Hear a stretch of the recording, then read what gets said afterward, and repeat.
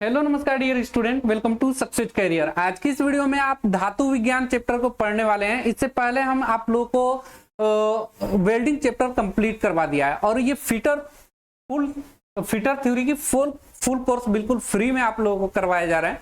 तो अभी हम लोग क्लास 18 तक पहुंच चुके हैं। इससे पहले क्लास 17 तक हो चुकी हैं, जो आप लोग अगर अभी तक नहीं देखे होंगे तो देख लेंगे। लिंक आपको हम डिस्क्रिप्शन बॉक्स में दे देंगे, या फिटर थ्योरी फुल कोर्स के नाम से एक प्लेलिस्ट बना दिया हूं, वहां से सभी वीडियो को आप लोग देख सकते हैं।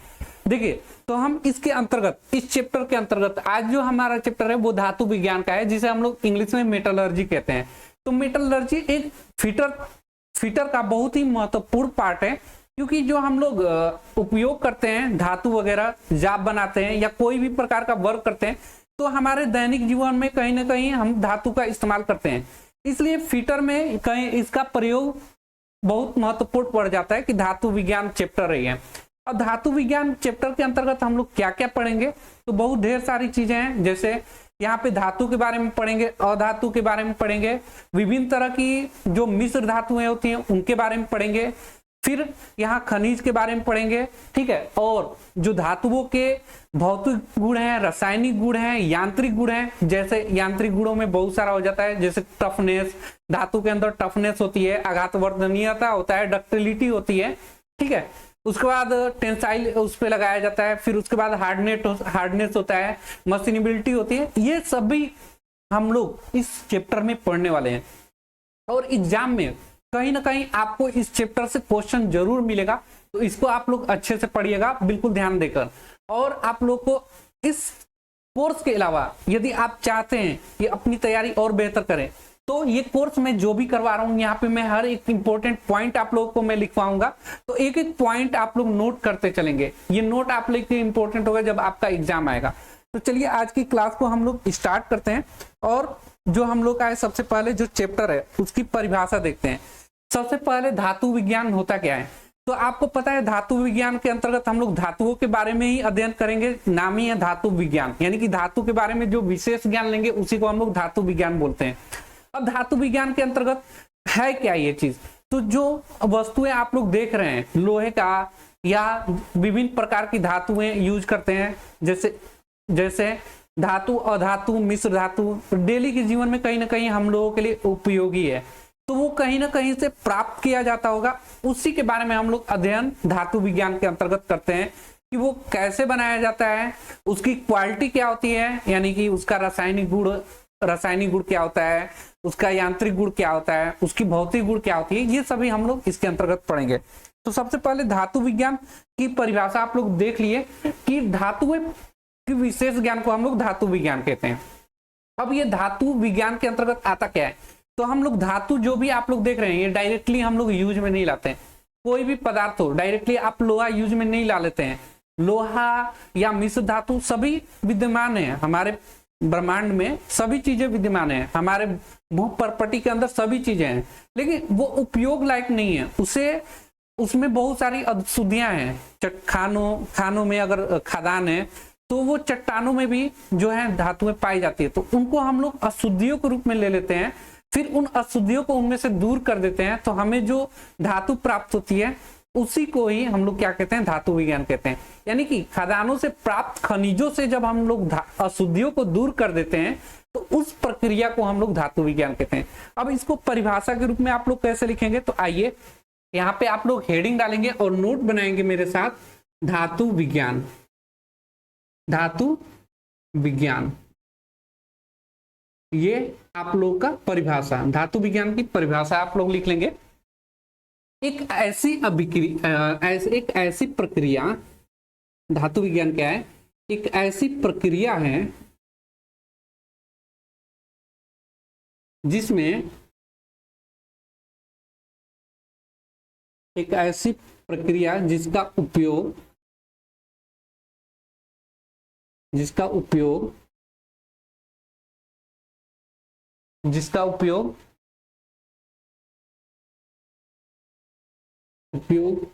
से धातुओं को खनिज पदार्थ खनिज पदार्थ से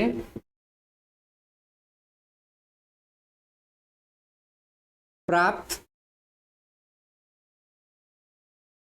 किए जाते हैं। एक ऐसी प्रक्रिया जिसका उपयोग शुद्ध धातुओं को, शुद्ध, यहां पे शुद्ध लिख लीजिएगा, शुद्ध धातुओं को खनिज पदार्थ से प्राप्त किया जाता है। यानी कि खनिज जो है ये चट्टानों में, खदानों में अशुद्धियों के रूप में इसमें कहीं ना कहीं धातुएं हैं, तो उन धातुओं को हमें प्राप्त करना है, यानी कि उसमें से अशुद्धियां निकालना है। तो उस अशुद्धियों को दूर कर देने की क्रिया ही क्या कहलाती है? धातु विज्ञान कहलाती है। ठीक है, तो ये आप लोग हेडिंग डाल दिए। अब देखिए, इन धातुओं को हम लोग बहुत तरीके से उपयोग में ले आते हैं। ठीक है, सबसे पहले जो खनिज प्राप्त होते हैं ना, उन्हें बारीक चूर्ण के रूप में पीस देते हैं, फिर उसको चुंबकीय पृथक्करण विधि द्वारा या झाग विधि द्वारा या ग्रेविटी विधि द्वारा या मशीन में पिघलाकर, ठीक है, मशीन में उन धातुओं को पिघला देते हैं, अशुद्धियों को, जिससे क्या होता है कि अशुद्धियां ऊपर फ्लक्स के रूप में चली जाती हैं और नीचे तली पे क्या बैठ जाता है? धातुएं बैठ जाती हैं, उससे प्राप्त किया जाता है। खैर, हम सभी इन चीजों को देखेंगे आगे। देखिए, धातुओं को अशुद्धियों से अलग करना है। यहाँ पे अगला हेडिंग डालेंगे, धातुओं को अशुद्धियों से अलग करना। धातुओं को अशुद्धियों से अलग करना।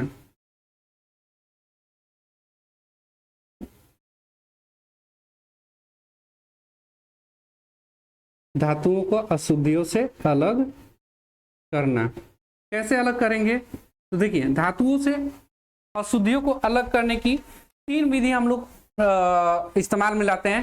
पहला होता है रिफाइनरी। ठीक है, तो रिफाइनरी में क्या होता है? अशुद्धियों को धातु से दूर करते हैं। जो अशुद्धियां होती है ना, उसे धातु से दूर किया जाता है, उसे हम लोग बोलते हैं रिफाइनरी।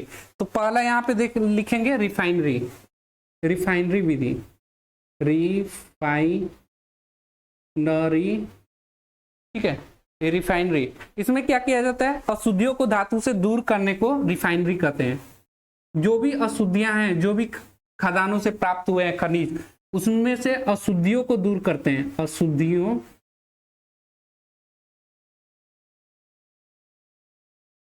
को दूर करने की विधि क्या कहलाती है? अशुद्धियों को दूर करने की विधि हमारा क्या कहलाता है? तो ये रिफाइनरी कहलाता है। अब दूसरा, यहाँ पे अशुद्धियां, धातु को अशुद्धियों से अलग कैसे करेंगे? तो दूसरा होता है धातुओं को अयस्कों से अलग करते हैं। धातुओं को अयस्कों से अलग करते हैं। क्या करते हैं? धातुओं को, जो भी अयस्क प्राप्त होते हैं, अयस्कों से दूर करना।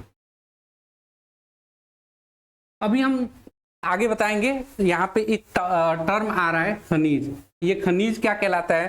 फिर एक नया टर्म आया अयस्क। अयस्क क्या कहलाता है, इसके बारे में भी जानेंगे। ठीक है, तो आप लोग बने रहिएगा। उसके बाद देखिए, पहला होता है रिफाइनरी, यानी कि अशुद्धियों को दूर करना की विधि क्या कहलाती है? रिफाइनरी कहलाती है। जब हम लोग खदानों से, चट्टानों से, जब भी हम लोग वहां से चट्टान ले आते हैं तो उसमें धातु विद्यमान रहती है, तो उन खनिजों से हम लोग जो निकाल लेते हैं, अशुद्धियां दूर कर देते हैं, तो वो अयस्क के रूप में हमें प्राप्त हो जाता है। और फिर उन अयस्कों से फिर हम धातु को अलग कर देते हैं, तो वो वही क्या है? धातुओं को अयस्कों से दूर कहना जाता है। फिर जब हम लोग धातु प्राप्त हो जाती है, अयस्कों से धातु प्राप्त होती है, तो पिग आयरन के रूप में रहती है, फिर हम उसके अलग अलग रूपों में देते हैं। तो यहाँ लिखेंगे शुद्ध धातु। फिर तीसरा जो विधि होता है वो शुद्ध धातु प्राप्त करना होता है। शुद्ध धातु प्राप्त करना, शुद्ध धातु प्राप्त करना। अब देखेंगे यहाँ पे शुद्ध धातु प्राप्त किस प्रकार होता है? तो आसवन विधि, यहाँ पे आप लोगों को दिखाई दे रहा होगा ना, शुद्ध धातु को प्राप्त करना। ठीक है, यहाँ से नीचे कट रहा है तो आप लोग ध्यान देंगे, इसको मैं ऊपर लिख दे रहा हूं। यहाँ शुद्ध धातु प्राप्त करना आप लोग लिख लीजिएगा, लिखा गया है। अब आइए इधर देखिए, शुद्ध धातु प्राप्त कैसे करते हैं। सबसे पहले देखिए खनिज क्या होता है ना, आप लोग हेडिंग डालेंगे खनिज,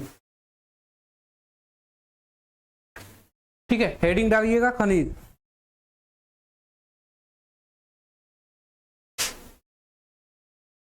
तो अभी हमने बताया प्रकृति में क्या है, धातुएं विद्यमान है लेकिन अशुद्धि के रूप में विद्यमान है। तो भू हमारे पृथ्वी के अंदर यानी कि भू प्रपटी के अंदर, ठीक है, प्राकृतिक रूप से पाए जाने वाले तत्व यौगिक को खनिज कहते हैं।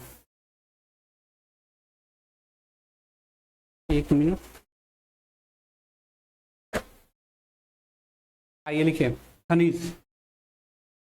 प्राकृतिक में भू परपटी के अंदर यानी कि पृथ्वी के अंदर भू परपटी,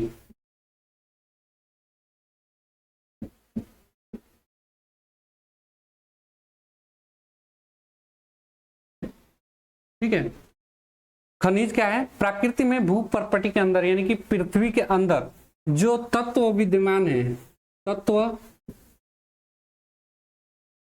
विद्यमान हैं उन्हें हम लोग खनिज बोलते हैं, उन्हें खनिज बोलते हैं।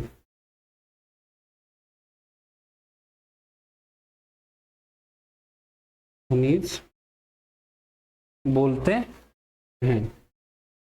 ठीक है। ये क्या है, भू परपटी के अंदर तत्व या यौगिक बोल लीजिए, तत्व से हमारा क्या बनता है, यौगिक बनता है। तो जो भी तत्व जैसे कि एल्युमिनियम हो गया, लोहा हो गया, ठीक है, यानी कि आयरन, यानी कि जितने भी तरह के तत्व या यौगिक हैं वो भू परपटी के अंदर विद्यमान है, कैल्शियम वगैरह सारी चीजें, उसी को हम लोग खनिज बोलते हैं। और ये अभी अशुद्धियों के रूप में प्राप्त होता है। किसके रूप में, ये किसके रूप में रहता है, यह अशुद्ध अवस्था के रूप में रहता है, यह अशुद्ध अवस्था में रहता है, उसी को खनिज कहते हैं। भू प्रॉपर्टी के अंदर जो तत्व या यौगिक हैं वो अशुद्धियों के रूप में विद्यमान रहते हैं, जिसे हम लोग खनिज कहते हैं। चलिए, तो ये आप लोग नोट बना लिए होंगे। अब हेडिंग डालेंगे आप लोग खनिज। अब आप लोग हेडिंग डालेंगे खनिज, हो गया। अब आप लोग हेडिंग डालिएगा अयस्क। ये दोनों टर्म समझना इंपॉर्टेंट है क्योंकि अभी आगे हम लोगों का अभी क्लास स्टार्ट हुआ है। तो खनिज और अयस्क बहुत सारे पूछा जाता है, अयस्क के बारे में पूछ लिया जाता है, बक्साइट किसका अयस्क है, ऐसे सब क्वेश्चन पूछा जाता है। गैलेना किसका अयस्क है, लेड किसका अयस्क है, ठीक है, कापर पाइराइट किसका अयस्क है। तो ये सभी हम लोग देखेंगे, आगे पढ़ेंगे, क्योंकि उसी से क्वेश्चन बनता है। अभी ये सारी चीजें टर्म ना ये समझाने के लिए मैं यूज कर रहा हूँ। आगे जैसे जैसे बढ़ेंगे ना तो आपको पता चलेगा ये चैप्टर कितना इंपॉर्टेंट है। तो अभी आप लोगों को यहाँ तक हो गया होगा। अब आगे आइए, अब यहाँ लिखेंगे अयस्क के बारे में, लिखेंगे वह खनिज जिससे धातु आसानी एवं सरलता पूर्वक प्राप्त किया जाता है। देखिए मेरे साथ नोट बनाते रहिएगा, क्योंकि आपका एक बार नोट बनाने के लिए ना हर एग्जाम निकालेगा आपका, तो बेहतरीन तरीके से नोट बनाते चलिएगा। अब यहाँ मैं लिख दिया वह खनिज जिसे धातु आसानी एवं सरलता पूर्वक प्राप्त किया जाता है, क्या कहलाता है, अयस्क कहलाता है। अब यहाँ आसानी एवं सरलता पूर्वक का मतलब यह है कि खनिज विद्यमान बहुत तरह के, बहुत सारी अशुद्धियां होती हैं, लेकिन हर खनिज को अयस्क नहीं बोल सकते, लेकिन प्रत्येक अयस्क को खनिज बोल सकते हैं, ठीक है, याद रखिएगा। अब यहाँ पे खनिज से मतलब है खनिज ऐसा जिसे हम लोग आसानी से धातु प्राप्त कर लें, अपनी उपयोग की वस्तुएं प्राप्त कर लें, उसी को हम लोग अयस्क बोलते हैं। सभी खनिज अयस्क नहीं होते, लेकिन सभी अयस्क खनिज बोल सकते हैं। ऐसे बहुत सारे खनिज हैं जो हमारे लिए उपयोगी नहीं होता है, तो हम उसको अयस्क नहीं बोलेंगे। ठीक है, यहाँ सरलता और आसानी का मतलब है कम पैसे लगाकर अधिक से अधिक उपयोगी धातु प्राप्त कर लेना ही क्या कहलाता है, अयस्क कहलाता है। चलिए ये हेडिंग आप लोग समझ लिए। अब हम लोग देखेंगे धातु के बारे में। ठीक है, धातुएं ये आप लोग मिटा लीजिएगा। अब हम लोग का चैप्टर, अभी तक तो अभी आप लोग परिभाषा लिख रहे थे सारी, अब हम लोग धातु विज्ञान के अंतर्गत विभिन्न तरह की धातुएं होती हैं उसके बारे में पढ़ेंगे, यानी कि धातु का वर्गीकरण, यानी कि कितने प्रकार की धातु होती हैं और धातु को किन किन रूपों में हम लोग बांटते हैं वो देखने वाले हैं। अब आपका यहाँ से चैप्टर जो कॉम्पिटिटिव एग्जाम में पूछता है वो स्टार्ट होता है। ठीक है, तो ये मैं मिटा लिया, आप भी यहाँ तक नोट बना लिए होंगे। और देखिए सक्सेस कैरियर टेलीग्राम चैनल से अवश्य जुड़ जाइए। बार का टेस्ट तैयार कर दिया गया एप्लीकेशन पे, यदि आपका बार का एग्जाम होगा फिटर से तो आप लोग ज्वाइन कर सकते हैं। प्रिलिमिनरी एग्जाम का भी टेस्ट मैंने डलवा दिया है। अब आइए, अब असली आप लोग का यहाँ से धातु का वर्गीकरण हेडिंग डालेंगे, धातु का वर्गीकरण, धातु का वर्गीकरण, धातु का वर्गीकरण, क्लासिफिकेशन ऑफ मेटल। अब देखिए धातुओं को हम लोग 4 रूपों में बांट सकते हैं, जो आपका एग्जाम में पूछता है यही यहां से। धातु का वर्गीकरण हम लोग कितने रूप में करेंगे, 4 रूपों में। पहला जो हम करेंगे धातु के गुण के रूप में करेंगे, यहाँ पे आप लोगों को दिखाई दे रहा होगा ना, धातु के गुण। धातु के गुण के रूप में कौन कौन सा होता है, तो जैसे धातुओं को विभिन्न प्रकार की गुण होती हैं, जैसे धातुओं का भौतिक गुण होता है, उसके आधार पे भौतिक गुण। ठीक है, इसको धातुओं को गुण को आप लोग क्या कहेंगे, प्रॉपर्टी ऑफ मेटल। ठीक है, इंग्लिश वाले लिख लीजिएगा। फिजिकल भौतिक गुण को हम लोग बोलते हैं फिजिकल प्रॉपर्टी, फिजिकल प्रॉपर्टी, भौतिक गुण। ठीक है, इसके बारे में हम लोग जानेंगे भौतिक गुण क्या होता है। जैसे भौतिक गुण के अंतर्गत क्या क्या आ जाता है, तो जो भी धातु हैं भौतिक गुण उनके अंतर्गत जैसे उसका द्रव्यमान होगा, उसका आयतन होगा, उसका कुछ घनत्व होगा। हर धातु का घनत्व अलग होता है, हर धातु का द्रव्यमान अलग अलग होता है। आप थोड़ा सा सोना लेंगे और सबसे भारी धातु, ये सभी एग्जाम में पूछता है ना, मैं आप लोग बताऊंगा सबसे भारी धातु कौन सा है, सबसे कम घनत्व वाला, ये सभी एग्जाम में पूछता है। जैसे सबसे भारी धातु ऑस्मियम है, याद रखिएगा एग्जाम में पूछता है। तो ये सभी भौतिक गुण के अंतर्गत, धातु का भौतिक गुण के अंतर्गत याद रखिएगा, द्रव्यमान आएगा, घनत्व आएगा, ठीक है, चुंबकत्व आएगा, उसके बाद आपका अवस्था आएंगी। अवस्था का मतलब भौतिक गुण की अवस्था क्या होती है, ठोस, द्रव, गैस। ठीक है, ये अवस्थाएं हैं। तो ये धातु की 3 अवस्थाओं के बारे में आएंगी, तो ये एक भौतिक गुण के अंतर्गत आता है। दूसरा आप लोग लिखेंगे यहाँ पे रासायनिक गुण, रासायनिक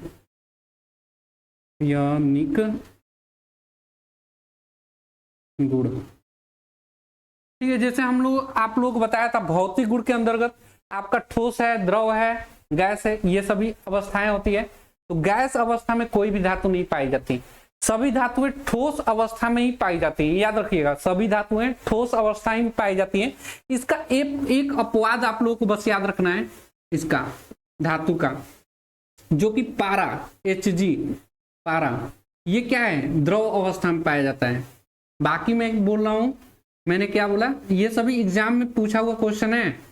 सभी धातुओं की भौतिक गुण क्या होती है कि वो ठोस होती हैं, चमकदार होती हैं, उनकी 2 अवस्थाएं होती हैं, या तो वो मैक्सिमम केस में ज्यादातर ठोस अवस्था में होती है, लेकिन पारा एक ऐसा धातु है जो लिक्विड अवस्था में होती है, द्रव अवस्था में। तो पहला क्वेश्चन आपका एग्जाम में पूछेगा अगर कि ऐसा धातु का नाम बताइए जो द्रव अवस्था में पाई जाती है। समान हो सकता है ऐसे क्वेश्चन पूछ ले, या ऐसे पूछ सकता है सामान्यतः धातुएं ठोस अवस्था में पाई जाती है, लेकिन ऐसे एक धातु का नाम बताइए जो अपने द्रव अवस्था में रहती है, रूम टेम्परेचर पे। तो याद रखना है कितनी, तो वो होता है लिक्विड अवस्था में पारा होती है। नॉर्मल इसका टेम्परेचर रूम टेम्परेचर पे ही ये पारा अवस्था में होता है, ये लिख लीजिएगा 39 डिग्री सेल्सियस पे ये क्या होता है, ये अपना द्रव अवस्था में होता है, इससे नीचे की। अब आता है दूसरा, ये तो हमने पहला आप लोगों को बता दिया भौतिक गुण अच्छे से जो क्वेश्चन पूछता है। दूसरा होता है रासायनिक गुण। तो रासायनिक गुण क्या बताता है? ये पदार्थ की आंतरिक संरचना बताता है। पदार्थ की आंतरिक संरचना आप लोग लिखेंगे, पदार्थ की आंतरिक संरचना बताती है।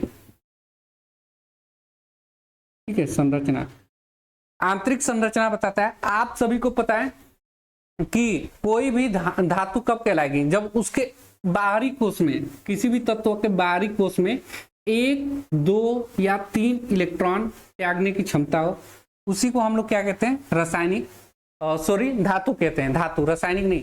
रासायनिक तो बहुत सारी हैं, द्रव, उसके बाद आपका यहाँ पे धातु, अधातु, मिश्र धातु, अलौह धातु, सारी चीजें आ जाएंगी। ठीक है, अब ये आंतरिक संरचना को बताता है रासायनिक गुण। सबसे इंपॉर्टेंट है धातुओं के गुण में, जो अब मैं आप लोगों को बता रहा हूं ना, और उसी पे एक क्लास है ये पूरी होने वाली है, जो कि एग्जाम में आपका बनेगा। वो है धातुओं के गुण के अंतर्गत तीसरा है यांत्रिक गुण। तीसरा यांत्रिक गुण, इसी पे आपका चैप्टर बना हुआ है और इस पे बहुत सारे क्वेश्चन बने हैं यांत्रिक गुण पे, जो कि अभी आपका ये स्टार्ट हुआ है यांत्रिक गुण। चलिए, इंग्लिश में इसको क्या बोलते हैं? तो इसे हम लोग बोलते हैं मैकेनिकल प्रॉपर्टी। Mechanical property. और रासायनिक गुण को क्या बोलते हैं? Chemical property. ठीक है, तो हम लोग का पूरा चैप्टर अभी जो आज की क्लास होगी वो यांत्रिक गुण पे होगा। इससे बहुत सारा क्वेश्चन बनता है, अभी आप लोग पढ़ेंगे ये यांत्रिक गुण के बारे में। ठीक है, जैसे इसके अंतर्गत क्या क्या आप लोग पढ़ेंगे यांत्रिक गुण के बारे में, तो चलिए मैं बता दूं, थोड़ी सी यहाँ पे रिव्यू दे दे रहा हूं आप लोगों को।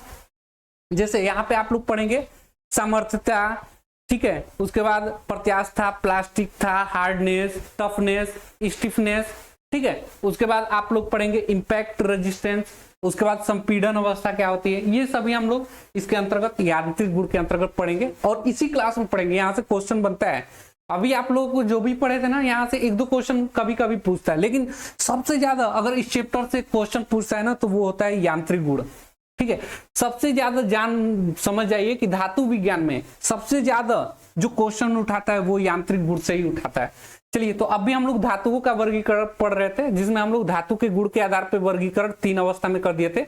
धातुओं के भौतिक गुण, रासायनिक गुण होती है और यांत्रिक गुण होती है ना।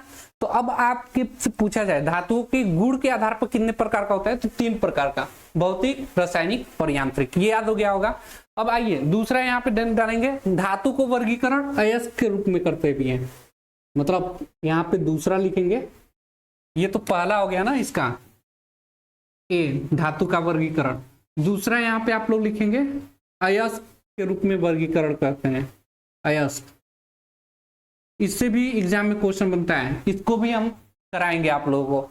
तरह तरह के अयस्क पूछ देता है, बॉक्साइट किसका अयस्क है, कॉपर पायराइट किसका अयस्क है, गैलेना किसका अयस्क है, लेड किसका अयस्क है, लेड का अयस्क क्या क्या है, सारी क्वेश्चन आप लोग पूछता है, जो कि अयस्क के अंतर्गत हम लोग पढ़ेंगे। बहुत ढेर सारी हैं, इसको याद करना भी पड़ेगा आप लोगों को। तीसरी आप लोग देखेंगे धातु के प्रकार। तीसरा ये आप लोग समझ जाएंगे धातु के प्रकार वाले में, धातु के प्रकार के रूप में। अब देखिए, इसको आप लोगों को इससे भी क्वेश्चन पूछता है, जो मैं यहाँ पे मैं बता रहा हूँ ना, उससे क्वेश्चन पूछेगा। अब देखिए, लौह धातु, अलौह धातु और 3 तरह की धातु की 3 प्रकार होती है ना, जो आप लोगों को जानना है। पहला जो होता है लौह धातु होती है, जिसमें लोहा पाया जाता है, तो लौह धातु जिसमें आयरन पाया जाता है, लौह धातु। दूसरा धातु के प्रकार में अलौह धातु, जिसमें लोहा नहीं पाई जाती है, अलौह धातु। ठीक है, और धातु के प्रकार में तीसरा क्या होगा, तो तीसरा होता है मिश्र धातु। क्या होता है? मिश्र धातु, जिसमें सभी धातुएं मिक्स करके बनाई जाती हैं, वो मिश्र धातु। जिसमें लोहा नहीं पाया जाता है वो अलौह धातु, जिसमें लोहा पाया जाता है वो लौह धातु। ठीक है, ये इसके हिसाब से बांटेंगे। ठीक है, ये हो गया। अब देखिए, 3 आपने पढ़ लिया। चौथा आप लोगों को एग्जाम में नहीं बताता है कोई भी, वो डायरेक्टली जो चौथा वर्गीकरण है इसका यांत्रिक गुण के अंतर्गत ही पढ़ा दिया जाता है, लेकिन आप लोग चौथा यहाँ पे वर्गीकरण लिख लेंगे। मैं यहाँ पे आप लोगों को बता देता हूँ, यहाँ नीचे लाके यहाँ पे चौथा वर्गीकरण, सॉरी, यहाँ पे आप लोग डाल लेंगे चौथा वर्गीकरण। तो चौथे वर्गीकरण में क्या डालेंगे, यहाँ पे लिखिएगा प्रौद्योगिकी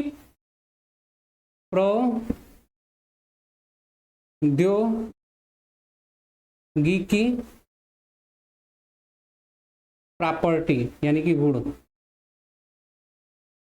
प्रौद्योगिकी का मतलब होता है टेक्नोलॉजिकल, टेक्नोलॉजिकल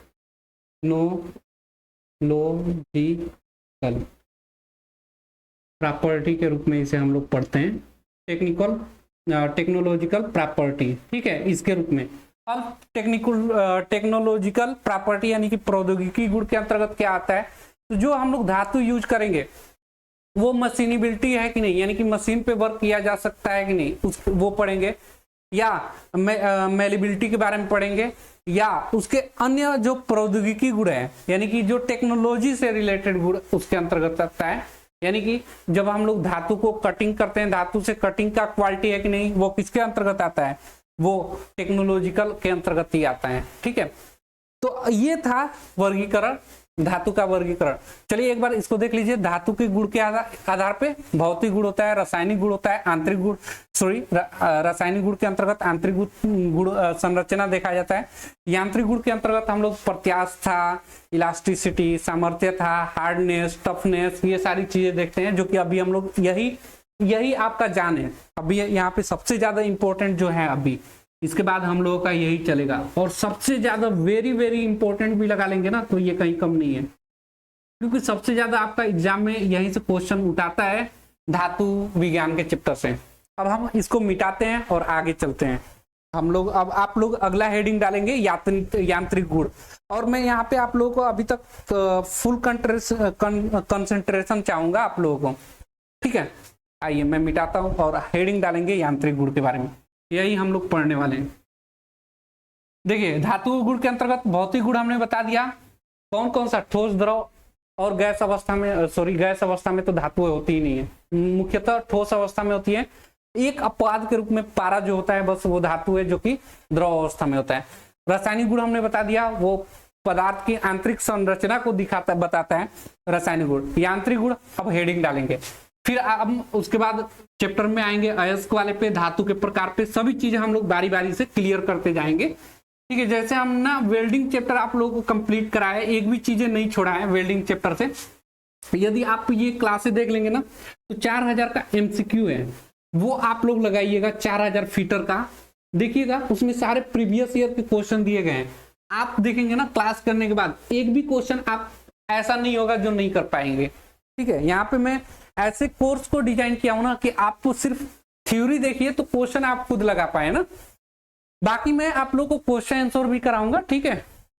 आइए यहाँ पे यांत्रिक गुण आप लोग हेडिंग डालेंगे। भौतिक गुण हमने बता दिया, रासायनिक गुण भी बता दिया। अब आइए यहाँ पे हेडिंग डालेंगे यांत्रिक गुण।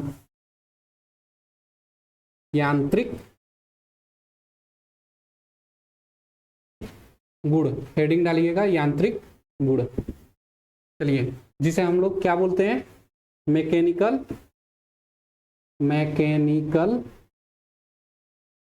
प्रॉपर्टी, ठीक है मेरे दोस्त। आप लोग अपना नोट बनाइएगा, मेरे जैसा बेहतरीन नोट बनाइए, बिल्कुल आप एग्जाम क्वालिफाई करेंगे अपने एग्जाम में, जो भी चीज की तैयारी, बस आप अपने तरफ से ईमानदारी से पढ़ते रहिएगा। चलिए सबसे पहले मैकेनिकल गुण के अंतर्गत क्या क्या हम चीजें पढ़ेंगे, यहाँ पे मैं आप लोगों को लिख के एक ओवरव्यू में यहाँ पे लिख दे रहा हूँ, जिससे कि आपको आसानी होगी समझने में भी। तो यहाँ दिख रहा है, पहला जो हम लोग पढ़ेंगे यहाँ पे वो पढ़ेंगे प्रत्यास्थता के बारे में, ठीक है।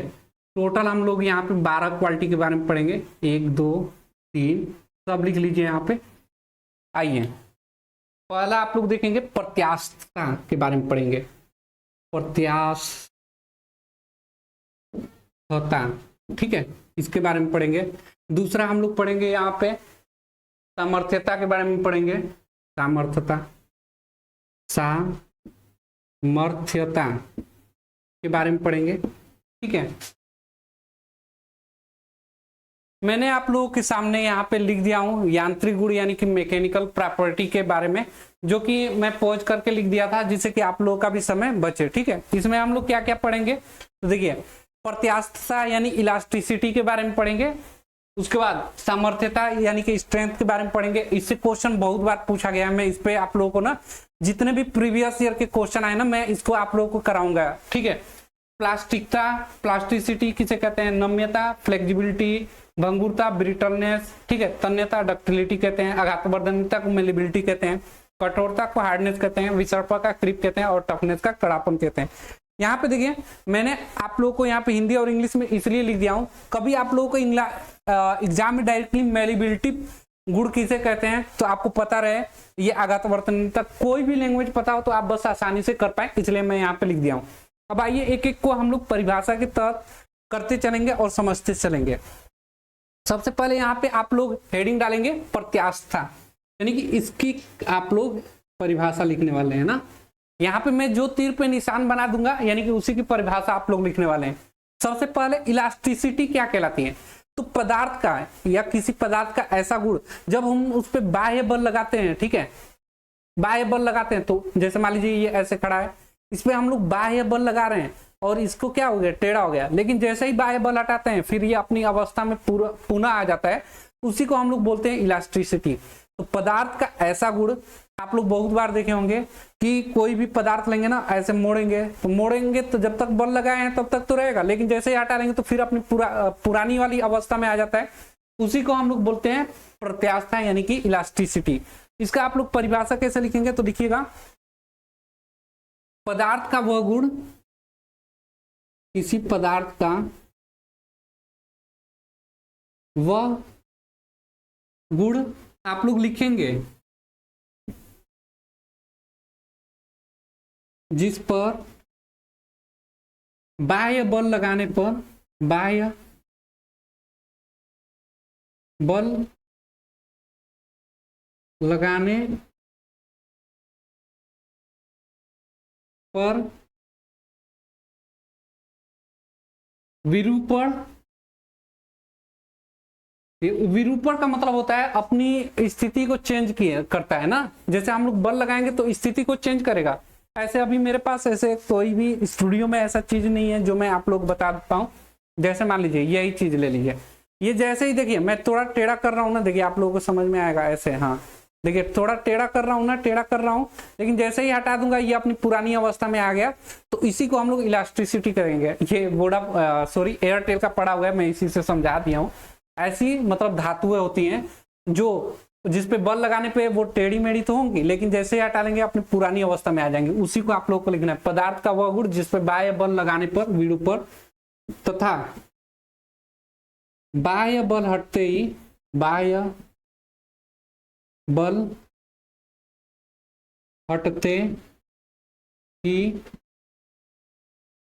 अपनी सॉरी पुरानी अवस्था में आ जाता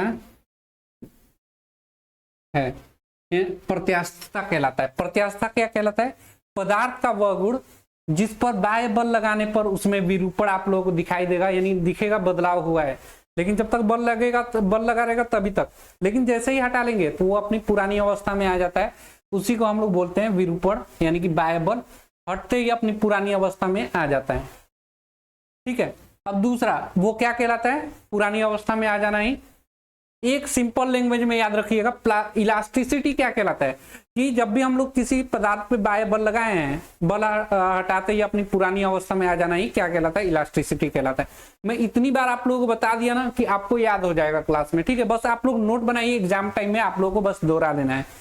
ठीक है, दूसरा यहाँ पे हम लोग अब पढ़ने वाले हैं स्ट्रेंथ के बारे में ना, इसको हम लोग यहाँ पे स्ट्रेंथ हेडिंग डाल ही देते हैं, स्ट्रेंथ सामर्थ्य। अब इसकी परिभाषा क्या होती है, सामर्थ्य, जैसा कि नाम ही है आप लोग सामर्थ्य।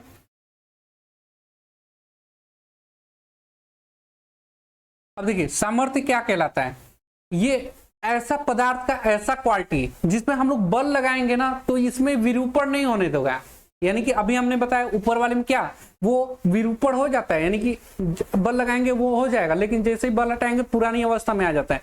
लेकिन इसमें विरूपण नहीं होने देता है। इसमें कितना भी बल लगाइए ये अपने आप को बदलने ही नहीं देगा, अपने आप को वैसे ही मेंटेन रखे रहेगा। जैसे मान लीजिए ऐसे ऊर्ध्वाधर खड़ा है, इसमें मैं कितना भी बल लगा के धक्का दूं ये अपनी अवस्था में बनाए रखने का, इसी को हम लोग क्या कहते हैं, बनाए रखना चाह रहा है, उसी को हम लोग बोलते हैं सामर्थ्यता। ठीक है, इसको आप लोग लिखेंगे कैसे परिभाषा में, तो लिखेंगे किसी पदार्थ का वह गुण जिसके कारण वह अपनी,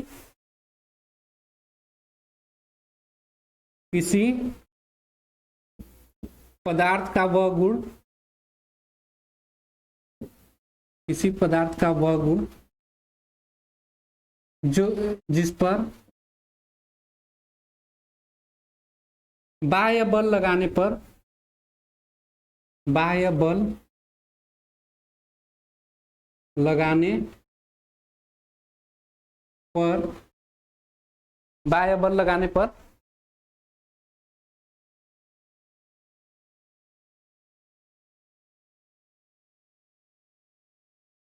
अपने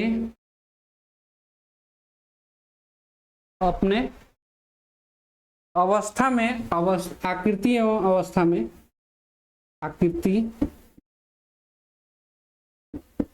एवं अवस्था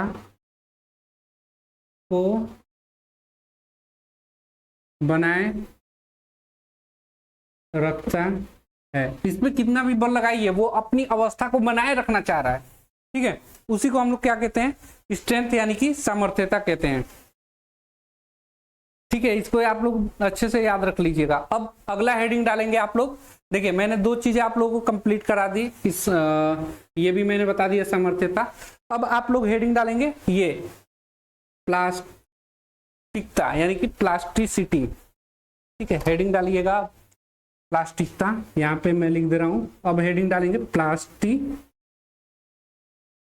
बस आप लोग समझ लीजिए ना, तो आप एग्जाम में इसे बहुत तरीके से घुमा घुमा के क्वेश्चन पूछता है, आप बच जाएंगे। प्लास्टिक का मतलब क्या होता है, जैसे ये हमारी प्लास्टिक है, ये जो रिमोट रखा गया है ये तो प्लास्टिक है ना, तो ये प्लास्टिक की बात नहीं हो रही है यहाँ पे, ये वाली प्लास्टिक की बात नहीं हो रही। यहाँ पे धातुओं के अंदर ऐसा गुण, ऐसी प्रॉपर्टी, ऐसी मैकेनिकल यांत्रिक गुण धातुओं का जिसमें हम लोग बाह्य बल लगाते हैं, और बाह्य बल लगाएंगे तो वो बाह्य बल लगाएंगे, जैसे मान लीजिए ये धातु है, इसमें हम लोग बाह्य बल लगा रहे हैं इधर से, तो ये अपनी बाह्य बल हटा लेने पे जैसे हमने इसे मोड़ दिया, विरूपण किया, वो वैसे ही की वैसे ही बनी रह जाती है। तो उसी गुण को हम लोग बोलते हैं प्लास्टिकता यानी कि प्लास्टिसिटी।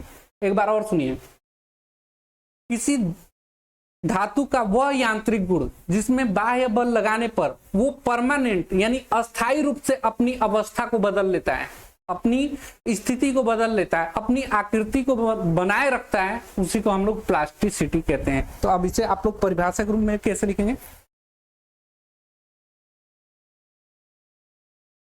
लिखिएगा। यहाँ पे आप लोगों को दिख रहा है, हाँ चलिए दिख रहा होगा, तो मैं यहाँ पे लिख दे रहा हूँ, सॉरी किसी, चलिए नहीं चल रहे हैं, इससे ले लो, किसी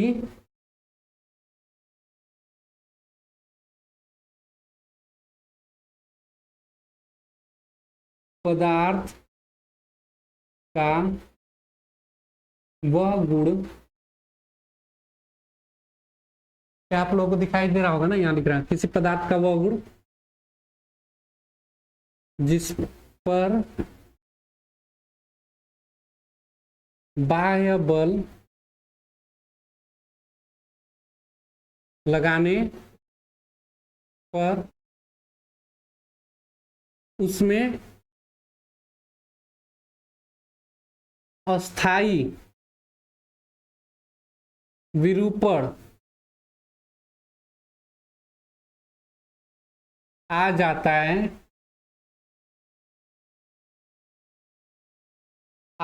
है, प्लास्टिसिटी कहलाता है। ठीक है, प्लास्टिसिटी किसी पदार्थ का वह गुण जिस पर बाह्य बल लगाने पर उसमें अस्थाई पर विरूपण आ जाता है, यानी कि उसकी अस्थाई आकृति बदल जाती है। जैसे मैं मान लीजिए कि ये लंबवत है, इस पे मैंने बल लगाया और इसे हमने 90 डिग्री पे कर दिया, तो अब ये 90 डिग्री पे ही बना रहेगा। उसी को हम लोग बोलते हैं पदार्थ का वह गुण प्लास्टिसिटी कहलाता है। चलिए अब आगे देखेंगे।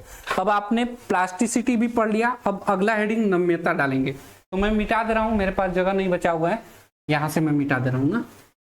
ये सभी मैकेनिकल के अंतर्गत पढ़ रहे हैं, मैकेनिकल प्रॉपर्टी के अंतर्गत, यांत्रिक गुण के अंतर्गत। ऐसे बार बार क्वेश्चन पूछेगा, मैं क्वेश्चन आप लोगों को करवाऊंगा जो भी प्रीवियस ईयर के आए हुए हैं, जितने भी आए हैं ना सब हम करवाएंगे, चाहे वो देखेंगे हर एग्जाम में, मैं हर एक एग्जाम से लेकर आऊंगा आप लोगों के लिए क्वेश्चन, चाहे वो रेलवे का हो, चाहे वो डीआरडीओ का हो, चाहे वो इसरो का हो, चाहे वो डीएमआरसी यानी कि मेट्रो का हो, या कोई भी एग्जाम हो, प्रीवियस ईयर का लेकर आऊंगा। ये चैप्टर जो मैं मैकेनिकल का प्रॉपर्टी पढ़ा रहा हूँ, इससे ना जो भी हम यहाँ पे कराएंगे आप लोग प्रीवियस ईयर क्वेश्चन जरूर कराऊंगा। अगला हेडिंग डालेंगे आप लोग नम्यता।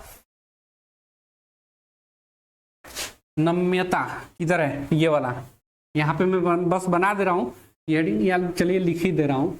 नम्यता यानी कि नम्यता को हम लोग बोलते हैं फ्लेक्सिबिलिटी,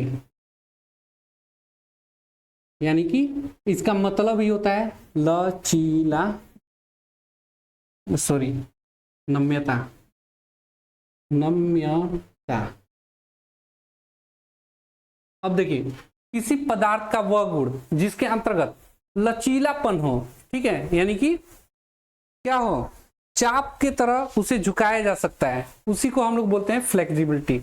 कोई पदार्थ है, चाप की तरह हम लोग पूरा ऐसे रोटेट, मान लीजिए कि ये पदार्थ है, ठीक है, और इसमें हमने बाह्य बल दिया तो ये अपना आकृति चाप की तरह बना देते हैं, ठीक है, तो यानी कि चाप की तरह झुक सकता है, उसी को हम लोग फ्लेक्सिबिलिटी बोलते हैं। तो इसका परिभाषा आप लोग लिखेंगे, जो बिना टूटे पदार्थ का वह गुण, आप लोग लिख लीजिएगा, मैं नहीं लिख रहा हूं बार बार, मान लीजिए पदार्थ का वह गुण आप लोग आगे लगा लेंगे जब भी अपना नोट बनाएंगे। तो हम पदार्थ का वह गुण जो बिना टूटे, जो बिना टूटे चाप की आकृति, चाप मतलब यहाँ पे आर्क, आर्क, ठीक है, लिखेंगे चाप तक, चाप की आकृति तक झुक जाए, झुक जाए, क्या कहलाता है, फ्लेक्सिबिलिटी कहलाता है। यानी कि बोलते हैं ना इसमें बहुत फ्लेक्सिबिलिटी, यानी कि उसके अंतर्गत चाप की तरह हम लोग बना सकते हैं, एक तरह से मानिए इसे लचीलापन बोल सकते हैं, ठीक है। अब आइए अगला हेडिंग डालेंगे, बहुत ही इंपॉर्टेंट, और यहाँ ये तो हर एक लोग बता देते हैं, भंगुरता, ब्रिटलनेस, ठीक है। अब अगला हेडिंग ब्रिटलनेस, यानी कि हिंदी में आप लोग भंगुरता डालेंगे, ब्रिटलनेस, भंगुरता। देखिए ऐसे आप लोग बहुत सारे पदार्थ देखे होंगे जिसमें चोट मारते हैं ना तो बिना वो टूटे टुकड़ों टुकड़ों में, टुकड़े टुकड़े हो जाते हैं, उसी को हम लोग भंगुरता बोलते हैं। तो ऐसे लोहों में, लोहे में भी, यानी कि धातु में भी ऐसी पदार्थ हैं, ठीक है। हम लोग क्या पढ़ रहे हैं, धातु विज्ञान पढ़ रहे हैं, तो अदर की तो बात ही नहीं करेंगे। जैसे मैं यहाँ पे भंगुरता के बारे में एक अच्छा एग्जाम्पल दूं, तो आप कोयला देखे होंगे ना, तो कोयला पे थोड़ा भी चोट मारेंगे तो वो क्या हो जाएगा, थोड़ा थोड़ा टुकड़ों टुकड़ों में बढ़ जाता है, जिसे हम लोग बोलते हैं भुरकुनी हो गया ना। तो ब्रिटलनेस का मतलब है किसी पदार्थ पे चोट देने पे वो टुकड़ों टुकड़ों में विभक्त हो जाता है, उसी को हम लोग ब्रिटलनेस कहते हैं। तो अपना परिभाषा लिखेंगे, पदार्थ का वह गुण जिस पर, इसके आगे लिख लीजिएगा, पदार्थ का वह गुण जिस पर चोट देने पर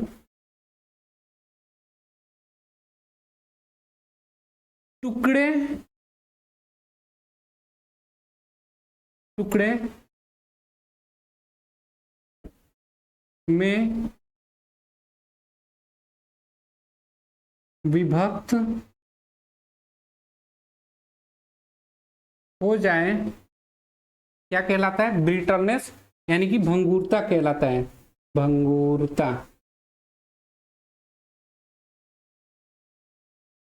कहलाता है। ठीक है, क्या कहलाता है? भंगुरता कहलाता है।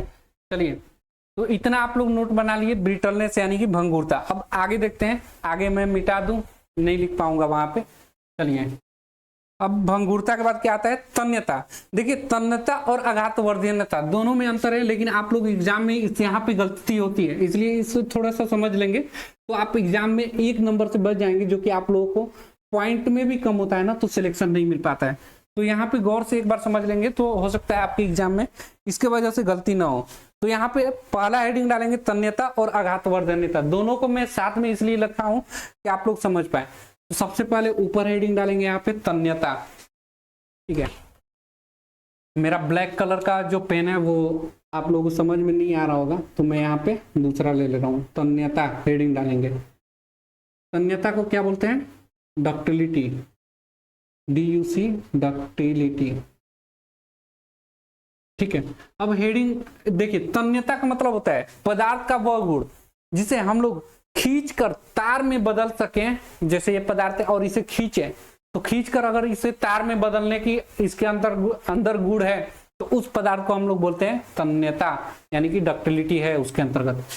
क्या बोलेंगे? उसके अंदर क्या है? डक्टिलिटी है, पदार्थ तन्य है। तन्य का मतलब सोचिए कि तान के अगर उसे हम लोग तार में बदल देते हैं तो वो क्या है? तन्यता है। चलिए, यहाँ पे आप लोग लिखेंगे पदार्थ का वह गुण, आप लोग लिख लीजिएगा, लिख लीजिए नोट पे, पदार्थ का वह गुण जिसे खींचकर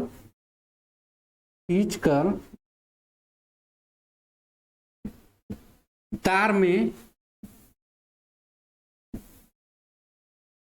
बदलते हैं, वो गुण क्या कहलाता है? तन्यता कहलाता है। अब उसके बाद हम बोले हैं ना आघातवर्धनीयता, तो आघातवर्धनीयता यहाँ पे आप लोग हेडिंग डाल दीजिए, आघातवर्धनीयता, आघातवर्धनीयता को हम लोग इंग्लिश में क्या बोलेंगे? मैलिबिलिटी। इंग्लिश वाले लड़के देख लें। अब देखिए, आइए, आघातवर्धनीयता का मतलब क्या होता है यहाँ पे कि जिसे हम लोग आघात देकर मतलब यहाँ पे चोट देकर, सॉरी, तन्यता में क्या था? खींच कर तार में बदले थे, और यहाँ हम लोग उसे बार बार पीट कर चादर अवस्था में बदल देते हैं, उसे आघातवर्धनीयता कहते हैं। तो हेडिंग डालेंगे आघातवर्धनीयता में बोलेंगे पदार्थ का वह गुण जिसे पीट कर चादर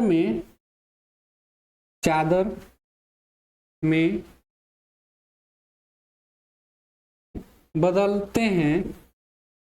ठीक है, यानी कि धातु के अंदर वह गुण, अगर धातु के अंदर ऐसी गुण है जिसे हम पीट कर चादर में बदल देते हैं, उसे हम लोग बोलते हैं आघातवर्धनीयता। अब दोनों में सबसे इंपॉर्टेंट है, देखिए एक लाइन आप लोग लिखेंगे, दोनों में सबसे जो धातु के अंदर या तो तन्यता बोलिए या आघातवर्धनीयता, सबसे तन्य धातु कौन सा है या सबसे आघातवर्धनीयता धातु कौन सा है? तो सोना आप लोग लिखेंगे, यहाँ पे लिख लेंगे सोना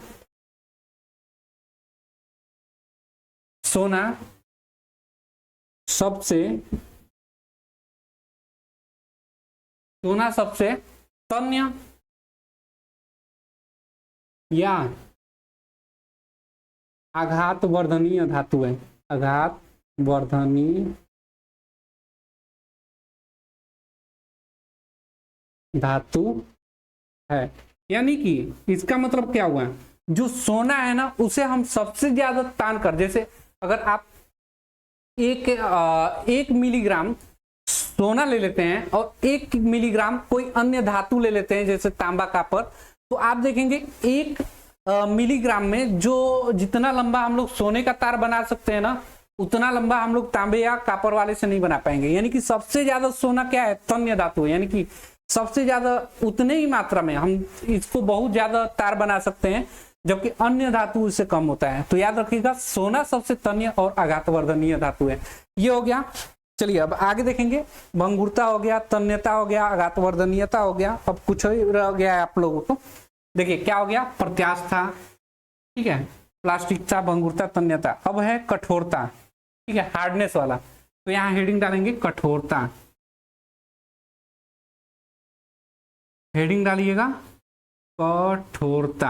कठोरता को इंग्लिश में क्या बोलते हैं? हार्डनेस।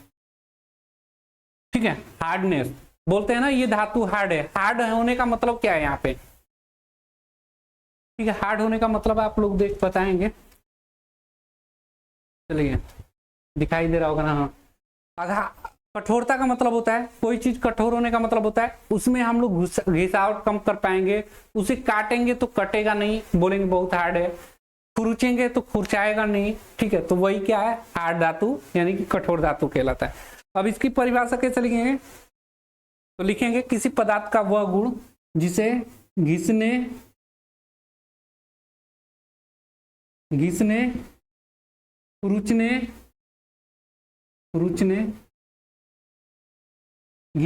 खुरचने तथा कटने, यानी कि उसे काटेंगे तो कटेगा भी नहीं,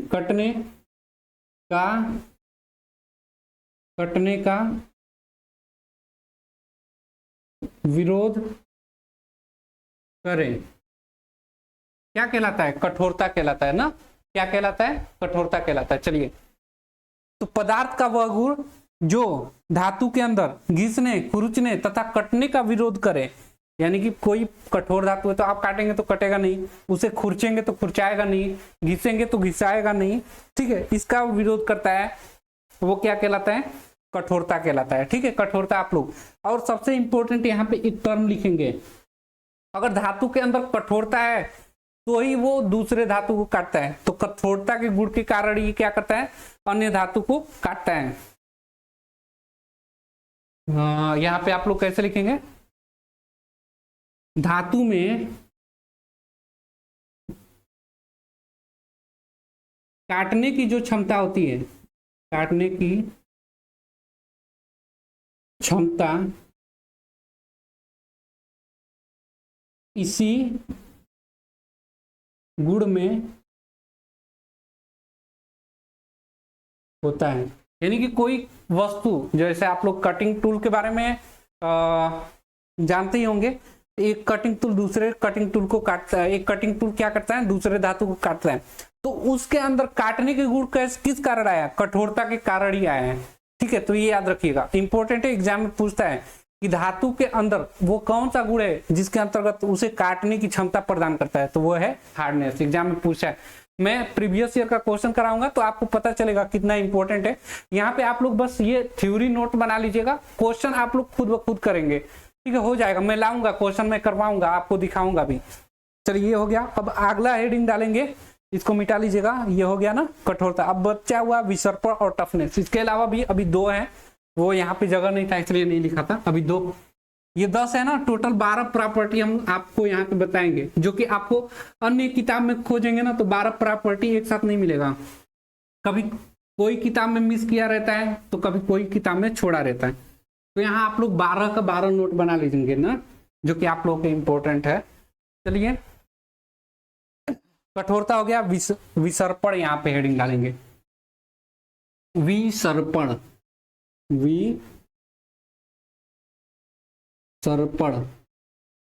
ठीक है, जिसे हम लोग अंग्रेजी में क्रिप बोलते हैं, क्रिप। ठीक है, क्रिप बोलते हैं। अब देखिए क्या है क्रिप, इसको समझते हैं।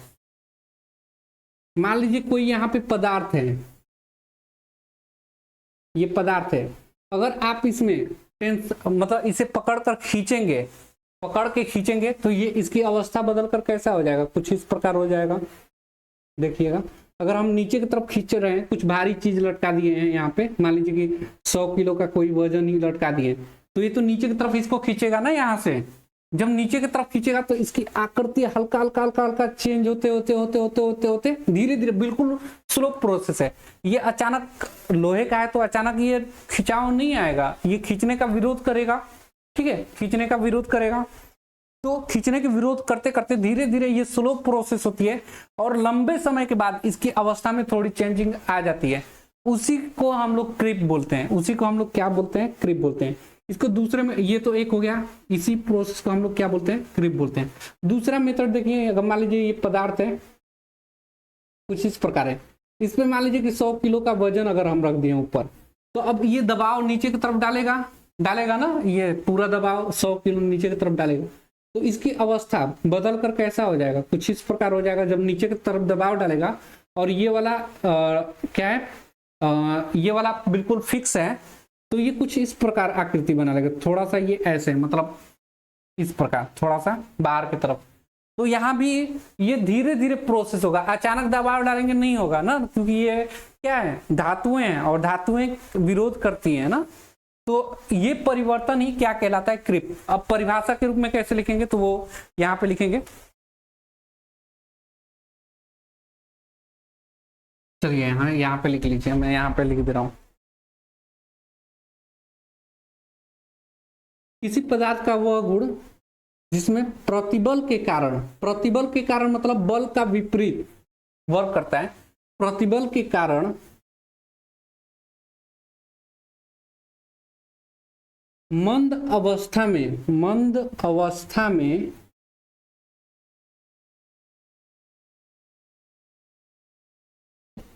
प्लास्टिक रूप में बदलना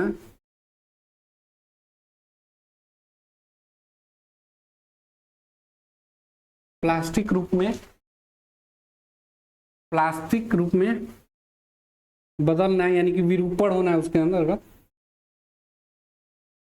क्रिप कहलाता है। क्या कहलाता है, क्रिप, यानी कि विसर्पक कहलाता है,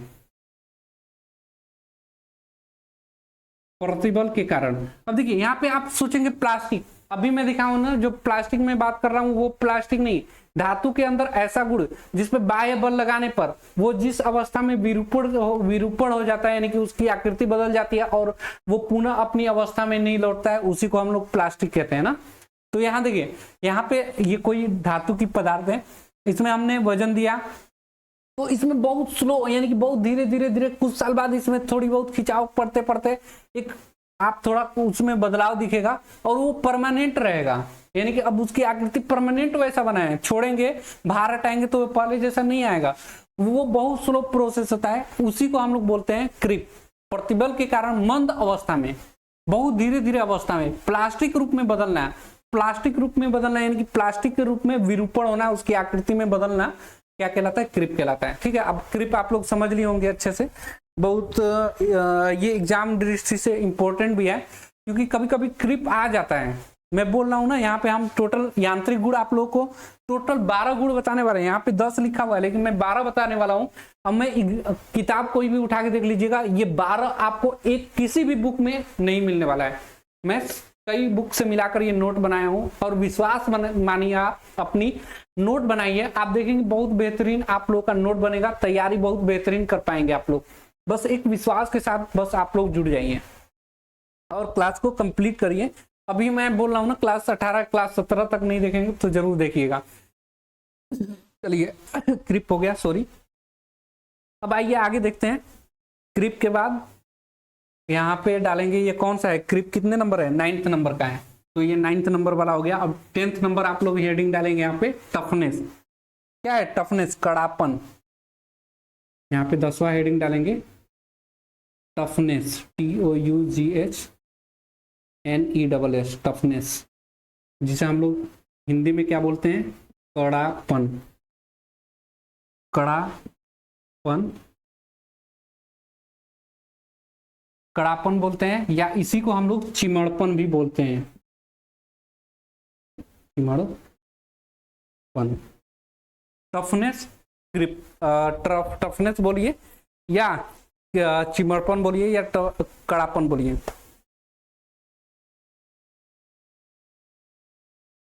इसमें क्या होता है, सबसे एक लाइन में आप लोगों का जो एग्जाम में मैक्सिमम पूछा गया है, ये भी एक तरह से विरोध करता है, चिमड़पन कड़ापन भी एक तरह का क्या करता है, विरोध करता है। तो किसका विरोध करता है, तो जो झटके हैं, पदार्थ के झटके को सहन की गुण होती है, पदार्थ में झटके जो लगते हैं ना उसके सहता है, ये टफनेस के कारण ही वो सहता है। तो लिखेंगे पदार्थ का वह गुण जिसे वह झटकों को सहन करता है, सहन करता है, टफनेस कहलाता है। देखिए मैं ये चैप्टर मतलब अभी मैं मैकेनिकल प्रॉपर्टी करा रहा हूँ, और इसके बाद में ना जो क्लास आएगी, जो भी मैं यहाँ पे क्लास करवाया हूँ, इसमें जो भी प्रीवियस ईयर के क्वेश्चन पूछे गए हैं हर एक एग्जाम से मैं लेकर आऊंगा, तो आप लोग उसको भी जरूर देखिएगा। अब टफनेस आपको क्या हो गया? टफनेस पदार्थ का वह गुण जिसे वह झटकों को सहन करता है, यानी कि झटके सहता है, यानी कि अचानक जो झटका आता है उस पर उसको सहता है। वो किसके कारण? वो कौन सी मैकेनिकल प्रॉपर्टी होती है? वो टफनेस होता है। अगला 10th नंबर हो गया ना, अभी 2 बचा हुआ है। अभी चलिए दोनों को भी देख लेते हैं। 10 हो गया, अब 11 12 रह गया है। चलिए तो इसे मैं मिटा दे रहा हूं। अब 11 12 बस 2 और प्रॉपर्टी रह गई है, डालेंगे यहाँ पे हेडिंग 11 नंबर का टेंसिटी। सॉरी 1 2 3 4 5 6 7 8 9 10 11 नंबर का ये टेंसिटी बोलते हैं इसको। इस मैकेनिकल प्रॉपर्टी का नाम क्या है? टेंसिटी। ठीक है, हिंदी में भी टेंसिटी बोला जाता है और इंग्लिश में भी टेंसिटी बोला जाता है। इस पे क्या होता है? पदार्थ का वह गुण जो खींचने तथा दबाव को क्या करते हैं? दबाव पड़ने पे टूटने का विरोध करे ना, यानी टूटने नहीं देता है। तो लिखेंगे पदार्थ का वह गुण जिसे खींचने या दबाव देने पर टूटने का विरोध करता है। टूटने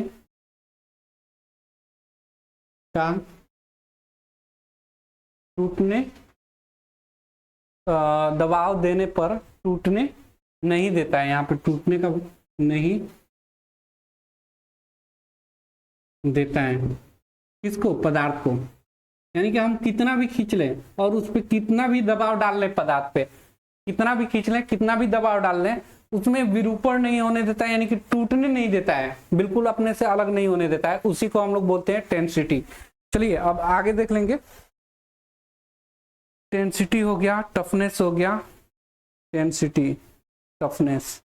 अब अगला हेडिंग डालेंगे आप लोग। टेंसिटी हो ही गया, फटीग रेजिस्टेंस बराबर फटीग रेजिस्टेंस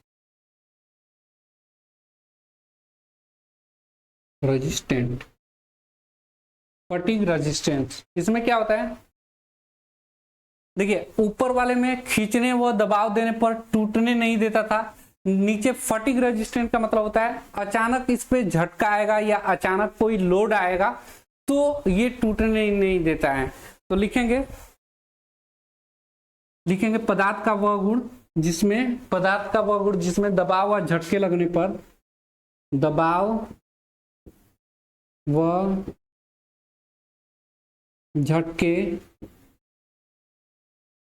पर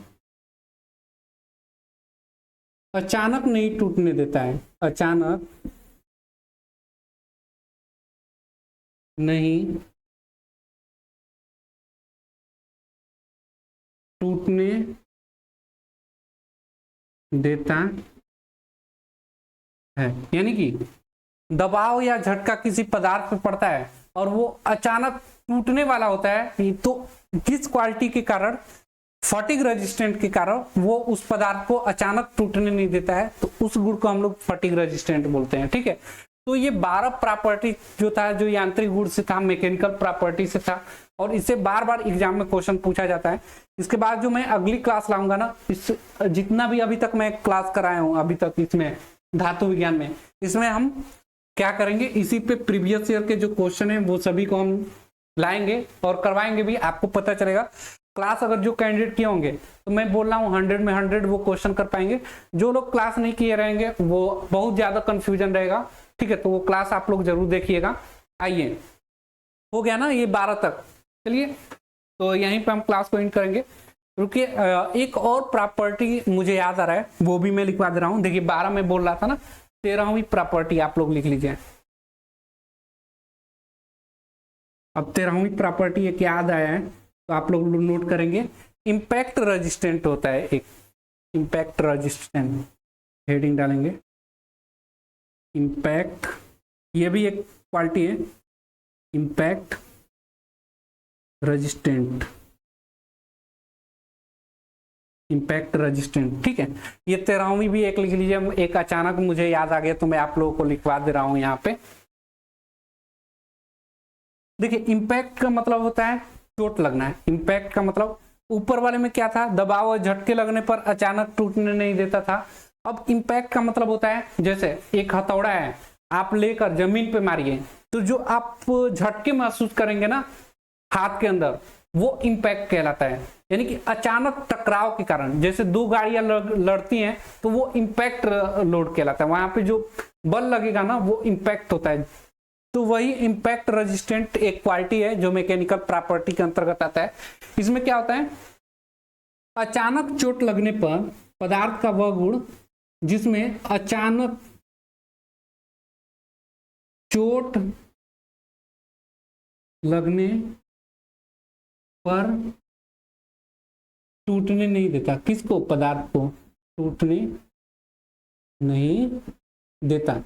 थोड़ा थोड़ा माइनर अंतर है, इस माइनर अंतर की वजह से आपके एग्जाम में क्वेश्चन गलत होता है। जैसे यहाँ पे अभी मैं बोला दबाव और झटके लगने पर अचानक नहीं टूटने देता है। जब दबाव और झटके लगने पर अचानक नहीं टूटने देता है तो वो फटीग रेजिस्टेंट, और जब अचानक चोट लगने पर टूटने नहीं देता है तो वो क्या होगा, इम्पैक्ट रेजिस्टेंट। थोड़ा सा अंतर है, अचानक चोट लगने पर नहीं टूटने देगा इम्पैक्ट रेजिस्टेंट, दबाव और झटके लगने पर अचानक नहीं टूटने देगा फटीग रेजिस्टेंट। ठीक है, टेंसिटी खींचने या दबाव देने पर टूटता नहीं है, टेंसिटी बिल्कुल बारीक अंतर है।